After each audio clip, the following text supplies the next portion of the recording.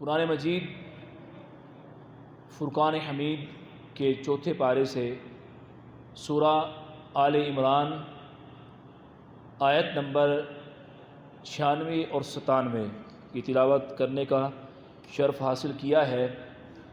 اس میں بیت اللہ شریف، حرم کعبہ اور حج کے حوالے سے اللہ رب العزت نے ارشاد فرمایا، اور یہی ہمارا آج کا موضوع ہے۔ اللہ رب العزت ارشاد فرماتا ہے، بسم اللہ الرحمن الرحیم، ان اول بیت وضع للناس، بے شک سب سے پہلا گھر جو اللہ کی عبادت کے لیے لوگوں کے لیے بنایا گیا، للذی ببکہ، وہی ہے جو مکہ میں ہے، مبارکہ، برکت والا ہے، وہدی للعالمین، اور تمام عالمین کے لیے ہدایت کا سبب ہے۔ فیہ آیات بینات مقام ابراہیم، اس میں روشن نشانیاں ہیں اور مقام ابراہیم ہے۔ ومن دخلہ کان آمنا، اور جو شخص اس میں داخل ہوا وہ بے خوف ہو گیا۔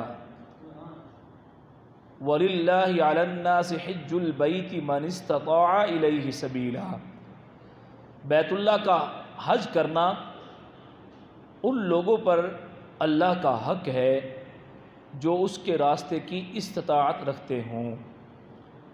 وَمَن كَفَرَ فَإِنَّ اللَّهَ غَنِيٌّ عَنِ الْعَالَمِينَ، اور جس نے انکار کیا تو بے شک اللہ سارے جہان والوں سے غنی ہے۔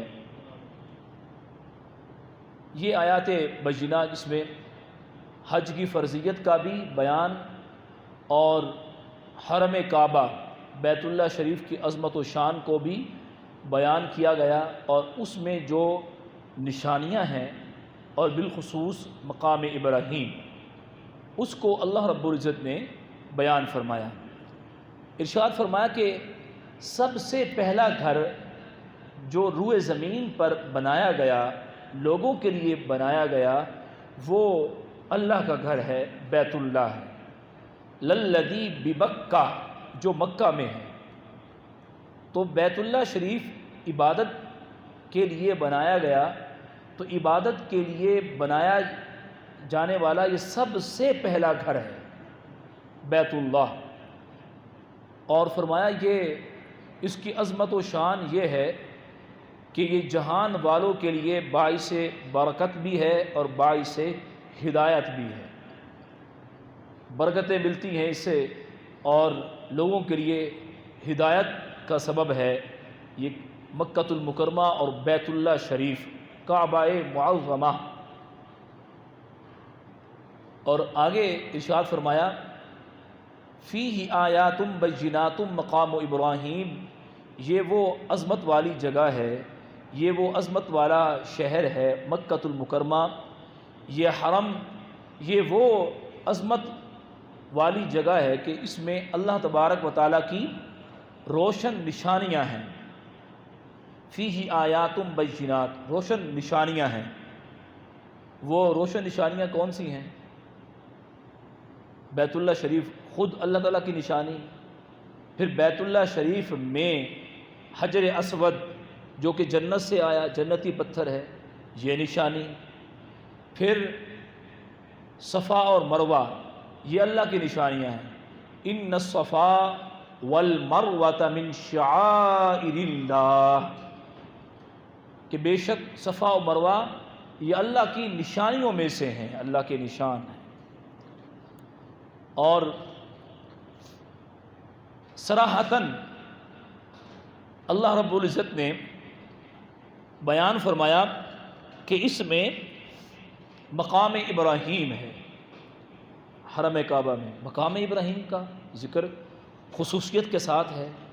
جیسے ابھی میں نے عرض کی کہ صفا و مروہ یہ اللہ کی نشانیاں ہیں، حجر اسود اللہ کی نشانیوں میں سے نشانی ہے، تو مقام ابراہیم اس کے بارے میں خصوصیت کے ساتھ اللہ تبارک و تعالیٰ نے اس کا ذکر فرمایا۔ اچھا، اس سے پہلے صفا و مروہ کیا ہے؟ صفا بھی پہاڑی، مروہ بھی پہاڑی، اور اس کو اللہ تبارک و تعالیٰ نے شعائر اللہ کہا کہ اللہ تعالیٰ کی یہ نشانیاں ہیں۔ اب دنیا میں تو پہاڑ تو اور بھی بہت سارے ہیں، بڑے بلند و بالا پہاڑ ہیں، خوبصورت پہاڑ ہیں، ان پہاڑوں پر بڑی گرینری ہے، ان پہاڑوں پر چشمے وہاں سے بہہ رہے ہیں، بڑے حسین پہاڑ دنیا میں موجود ہیں، لیکن اللہ تبارک و تعالیٰ نے خصوصیت کے ساتھ جسے اپنی نشانی قرار دیا وہ صفا و مروہ ہے۔ سبب کیا ہے؟ خشک پہاڑ تھے، کوئی پانی نہیں نکلتا، کوئی سبزہ نہیں ہے، خشک پہاڑ۔ اللہ نے فرمایا شعائر اللہ، یہ اللہ کے نشان ہیں، اللہ کی نشانیاں ہیں۔ کیا سبب؟ سبب یہ ہے کہ پہاڑ تو سارے ہی ہیں، پاکستان میں فورٹ منرو میں بھی پہاڑ ہیں اور مری کی پہاڑیاں بھی ہیں، سوات اور کالام اور کاغان ناران، بڑی حسین وادیاں، بڑے حسین پہاڑ، فلک بوش پہاڑ، خوبصورت برف سے ڈھکے ہوئے پہاڑ۔ لیکن اللہ تبارک و تعالیٰ نے ان خشک پہاڑوں کا ذکر کیوں کیا؟ اس لیے کہ ان کو نسبت ہے۔ وہ نسبت کس سے ہے؟ وہ سیدنا ابراہیم علیہ السلام کی زوجائے محترمہ اور سیدنا اسماعیل علیہ السلام کی پیاری امی جان سیدہ ہاجرہ سلام اللہ علیہا، ان سے نسبت ہے۔ وہ نسبت کیا ہے؟ وہ آپ واقعہ جانتے ہیں کہ وہ پانی کی تلاش میں صفا کی طرف گئیں اور صفا پر چڑھیں، اور صفا پہاڑی پر چڑھ کے دیکھتی ہیں دور سے کوئی پہاڑ، کوئی پانی کے آثار نظر آ جائیں، پانی کہیں نظر آ جائے، نظر نہیں آیا تو پھر اترتی ہیں، اور سامنے مروہ کی پہاڑی ہے، پھر اس پہ چڑھتی ہیں، اور اسی طرح وہ دیکھتی ہے کہ کہیں سے پانی نظر آ جائے۔ بلندی پر اس پہاڑی کی چوٹی پر چڑھ کے، چھوٹی چھوٹی پہاڑیاں تھیں، اور دیکھ رہی ہیں، تو کبھی صفا پر پھر اترتی ہیں، پھر مروہ کی طرف چڑھتی ہیں، چوٹی پر پہنچتی ہیں، دیکھتی ہیں، پھر اتر جاتی ہیں، پھر صفا کی طرف جاتی ہیں۔ یہ عمل انہوں نے 1-2 مرتبہ نہیں کیا، 7 بار یہ عمل کیا۔ صفا سے مروہ، مروہ سے صفا، پھر صفا سے مروہ، پھر مروہ سے صفا، یہ 7 بار انہوں نے یہ عمل کیا۔ اللہ تبارک و تعالیٰ کو اپنی بندی کا یہ عمل اتنا پسند آیا کہ اللہ رب العزت ارشاد فرماتا ہے ان الصفا والمروہ من شعائر اللہ، کہ بے شک یہ صفا اور مروہ ہیں تو پہاڑیاں، ہیں تو پتھر، لیکن یہ اللہ کی نشانیاں ہیں، اللہ کے نشانات ہیں۔ اور نشانیاں کیوں ہے؟ کہ اس کو نسبت ہو گئی اللہ تبارک و تعالیٰ کے برگزیدہ بندوں سے، سیدنا ابراہیم علیہ السلام کی زوجہ محترمہ، سیدنا اسماعیل علیہ السلام کی پیاری امی جان سیدہ ہاجرہ رضی اللہ تعالیٰ عنہا سے۔ اچھا دیکھیے، چلے ذکر کر دیا، فرمایا یہ شعائر اللہ ہیں، ذکر فرما دیا، عظمت و شان بیان ہو گئی، عظمت و شان بیان ہو گئی۔ لیکن دیکھیے، حج کرنے والا، عمرہ کرنے والا حج کے لیے جاتا ہے تو وہاں صفا اور مروہ کے درمیان چکر لگاتا ہے نا، پھیرے لگاتا ہے، صفا سے مروہ، صفا سے مروہ سے صفا۔ اللہ تبارک و تعالیٰ کو یہ عمل اتنا پسند آ گیا کہ حج اور عمرے کا یہ حصہ بنا دیا۔ اس وقت تک حج و عمرہ مکمل نہیں ہوگا جب تک صفا و مروہ کے درمیان سعی نہیں کی جائے گی۔ اور پھر وہ مقام جہاں وہ گرین لائٹس لگی ہوئی ہیں تو وہاں قدرے تیز چلتے ہیں ہم، تو وہ مقام جہاں سیدہ ہاجرہ دوڑی تھی تو ہمارے آقا صلی اللہ علیہ وسلم نے فرمایا کہ یہاں تھوڑا سا اس انداز میں، جیسے تیز تیز قدم چلتے ہیں اس انداز میں چلا جائے۔ پتہ کیا چلا؟ اللہ رب العزت کو اپنے پیاروں کی ادائیں بڑی پسند ہیں، اور اتنی پسند ہیں کہ اللہ تبارک و تعالیٰ نے پھر امت کے لیے ایسا کرنا ضروری قرار دے دیا۔ سبحان فرمایا فیہ آیات بینات، کہ اس میں روشن نشانیاں ہیں اور مقام ابراہیم ہے۔ مقام ابراہیم ہے، مقام ابراہیم ہے۔ مقام ابراہیم کیا ہے؟ غور کیا کبھی آپ نے مقام ابراہیم کیا ہے؟ جب بیت اللہ ہے، وہ اللہ کا گھر ہے، وہاں اللہ کا گھر کا ذکر ہو گیا کافی تھا۔ مقام ابراہیم ہے، اللہ فرماتا وہ عظمت والا شہر مکہ کہ جو تمام جہان والوں کے لیے باعث برکت ہے، باعث ہدایت ہے، اور اس میں روشن نشانیاں ہیں اور مقام ابراہیم ہے۔ تو پتہ کیا چلا کہ مقام ابراہیم کوئی عام نہیں ہے، کوئی خاص جگہ ہے، خاص مقام ہے۔ کیا خاص مقام ہے؟ وہ کیا چیز ہے وہاں؟ کیا ہے مقام ابراہیم؟ وہ مقام ہے جہاں ایک پتھر رکھا ہوا ہے۔ پتھر ہے، کوئی خاص پتھر ہے؟ دنیا میں تو اور بھی پتھر ہیں، بڑے پتھر ہیں، خوبصورت سے خوبصورت، حسین سے حسین، قیمتی سے قیمتی پتھر مل جائیں گے، اور لوگ منہ مانگی قیمت دیتے ہیں، یہ پتھر مجھے مل جائے، ایسے ہے نا، قیمتی سے قیمتی پتھر موجود ہیں۔ لیکن اس پتھر کا وہاں ہونا اور مقام ابراہیم کا سورہ آل عمران کے اندر خصوصیت کے ساتھ بیان کرنا، اس کا سبب کیا ہے؟ وہ پتھر عام نہیں ہے، پتھر خاص ہے۔ کیا خصوصیت ہے اس پتھر کی؟ خصوصیت جناب یہ ہے کہ اس پتھر پر سیدنا ابراہیم علیہ السلام کے قدمین کے نقش موجود ہیں۔ صرف نقش موجود نہیں ہیں، بلکہ پائے مبارکہ وہ لگے، اور وہ پتھر جو ہے دب گیا، اس دبنے کا پورا نشان موجود ہے۔ اللہ تبارک و تعالیٰ نے اس پتھر کو مقدس بنا دیا، اس کا ذکر قرآن پاک میں فرما دیا، فرمایا یہ وہ جگہ ہے جہاں مقام ابراہیم ہے۔ مقام ابراہیم کیا ہے؟ مقام ابراہیم پر پتھر ہے۔ وہ پتھر کیا ہے؟ اس پتھر پر میرے خلیل نے کھڑے ہو کر میرے گھر کی تعمیر کی، اور تعمیر کرتے گئے، جوں دیواریں بلند ہوتی گئیں، پتھر بھی بلند ہوتا گیا، پتھر بھی بلند ہوتا گیا۔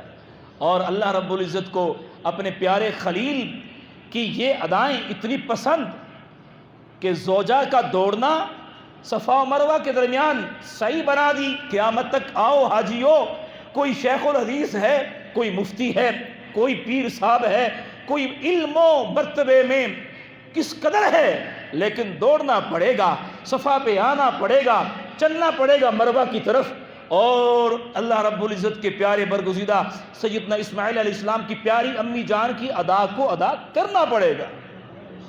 اور مقام ابراہیم پتھر، فرمایا یہاں مقام ابراہیم ہے۔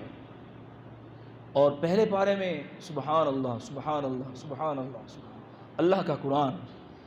میں کہا کرتا ہوں کہ قرآن جو ہے، قرآن اسی کو سمجھ آتا ہے جو صاحب قرآن کو سمجھے۔ جب صاحب قرآن کو سمجھ کے قرآن پڑھے گا تو قرآن کے معنی دل میں اترتے چلے جائیں گے، پھر اسے قرآن کے معارف مل جائیں گے، قرآن سے خزائن اسے مل جائیں گے، کیونکہ صاحب قرآن سامنے ہوگا۔ فرمایا وَاتَّخِذُوا مِن مَّقَامِ إِبْرَاهِيمَ مُصَلًّى، کہ ابراہیم کے کھڑے ہونے کی جگہ کو مصلی بنا لو۔ مصلی بنا لو کیا مطلب؟ جائے نماز بنا لو، کیا مطلب؟ نماز پڑھنے کی جگہ بنا لو۔ اب پورا حرم ہے، مطاف ہے، جہاں چاہیں نماز پڑھیں، نماز تو پڑھ سکتے ہیں، ہمارے آقا نے پڑھی ہے، لیکن خصوصیت کے ساتھ یہ مقام ابراہیم ہی کیوں؟ وَاتَّخِذُوا مِن مَّقَامِ إِبْرَاهِيمَ مُصَلًّى، کہ ابراہیم کے کھڑے ہونے کی جگہ کو مصلی بنا لو۔ پتہ کیا چلا؟ بات کچھ اور ہے۔ اللہ والوں کی جس چیز کو اللہ والوں سے نسبت ہو جاتی ہے، وہ نسبت کی برکات اتنی ہے کہ اللہ فرما رہا ہے کہ مجھے اپنے حبیب، اپنے خلیل سے اتنا پیار ہے، اتنا انس ہے، ان کا عمل اتنا پیارا ہے کہ جس پتھر پر کھڑے ہوئے تھے اس پتھر کے قریب کھڑے ہو کر اب تم اللہ کی بارگاہ کی حاضری دو، نماز ادا کرو۔ پڑھتے ہو نا، جب طواف کر لیتے ہیں، طواف کرنے کے بعد پھر کیا کرتے ہیں؟ پھر مقام ابراہیم کے پاس 2 رکعت پڑھنی ہوتی ہے نا، یہ واجب ہے، یہ حصہ ہے عمرے کا۔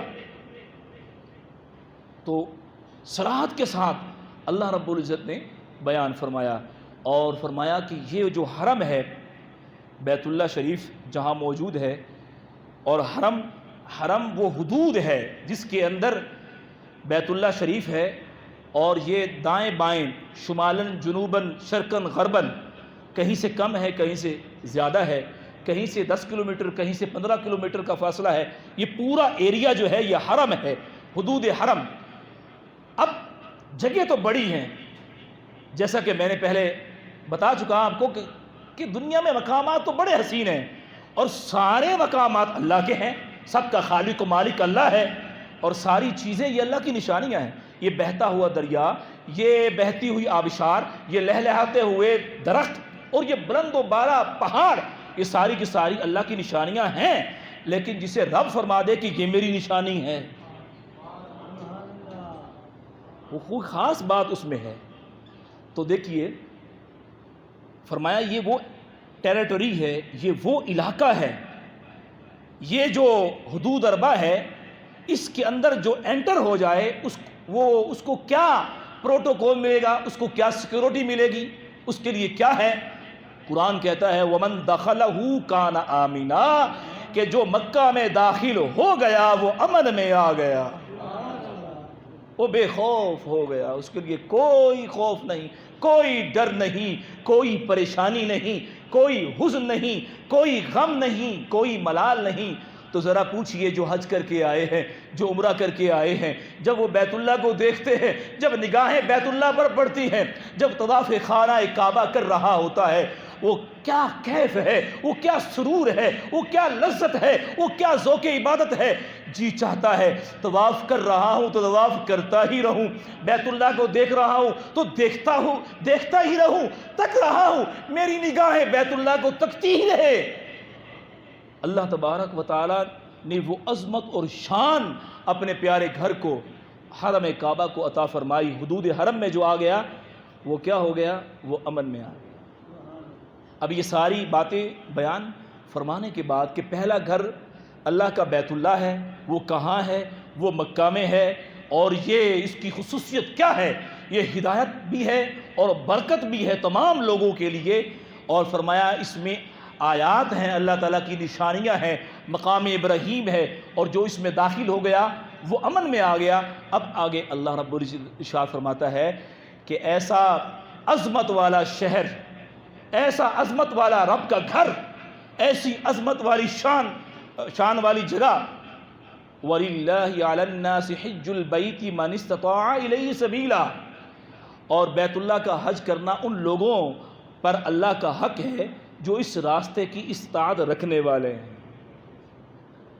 جس کے پاس استطاعت ہے تو اس پر پھر یہ حق ہے کہ وہ اللہ کے گھر کو دیکھ کے آئے۔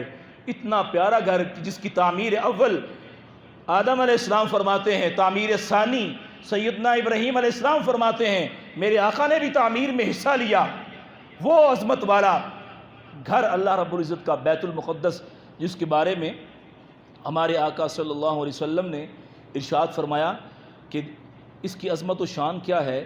جس نے بیت اللہ کا طواف کیا، جس نے بیت اللہ کا طواف کیا، طواف کہتے ہیں بیت اللہ شریف کے گرد 7 چکر لگانا، حجر اسود کے سامنے سے شروع کریں گے اور وہیں پر ختم کریں گے، 7 پھیرے پر ایک طواف ہوتا ہے۔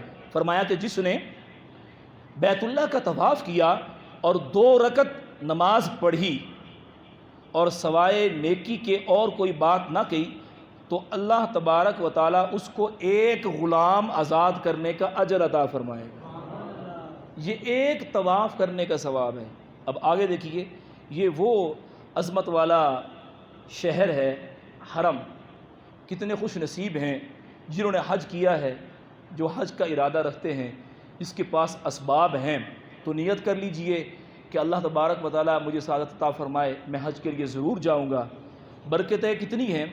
حضرت عبداللہ بن عباس رضی اللہ تعالی عنہما بیان کرتے ہیں کہ رسول کریم صلی اللہ علیہ وسلم نے ارشاد فرمایا کہ اللہ تعالی ہر روز کعبہ کے گرد 120 رحمتیں نازل فرماتا ہے. ہر روز کتنی جی؟ 120. اور 60 رحمتیں کعبہ کا طواف کرنے والوں کے لیے ہیں اور 40 اعتکاف کرنے والوں کے لیے ہیں اور 20 صرف کعبہ کو تکنے والوں کے لیے ہیں.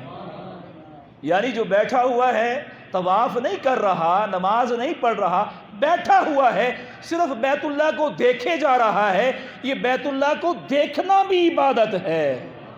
سبحان اللہ، کیا عظمت و شان ہے، کیا مقام ہے کہ جو حرم کعبہ میں آ گیا، بیت اللہ شریف کا جس نے طواف کر لیا، زیارت کر لی، اللہ رب العزت اس کو یہ مقام و مرتبہ عطا فرماتا ہے.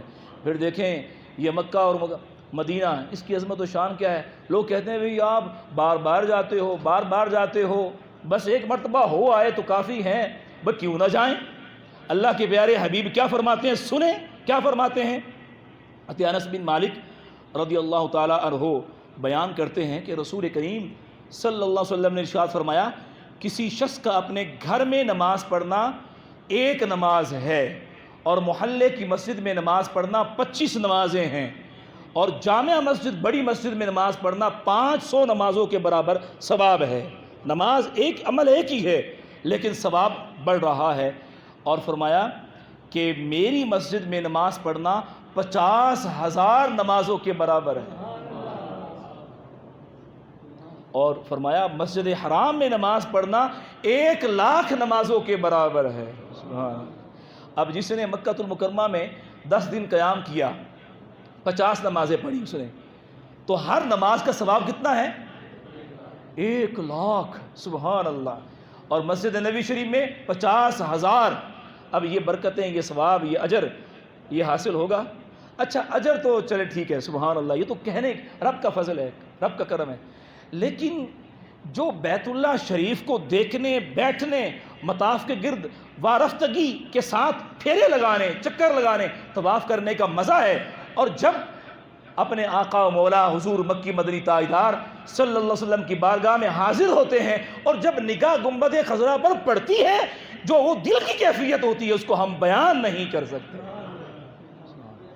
اللہ رب العزت نصیب فرمائے. سب کہہ دیجئے نصیب فرمائے.